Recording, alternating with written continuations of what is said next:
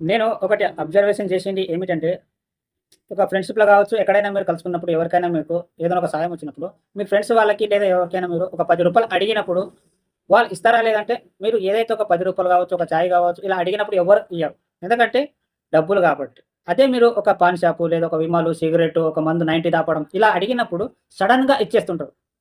So, వీళ్ళు రూ. 10 కన్నా అదే ఎక్కువుంటది కాబట్టి అది ఇట్లా ఇచ్చేస్తుంటారు చాలా ఈజీగా. అదే ఒక అవసరానికి ఒక రూ. 10 ఇయ్యండ్రా అంటే ఎవడు ఇయ్యడు. అంటే మంచి దానికి ఎవడు సపోర్ట్ చేయట్లేదు. చెడు దానికి మాత్రం తొందరగా చేతులు వస్తున్నాయి. కదా! సో, ఫస్ట్ వాడు చెడిపోయిండని నీ కూడా చెడగొట్టాలని అనుకుంటున్నారు. అంతే కదా!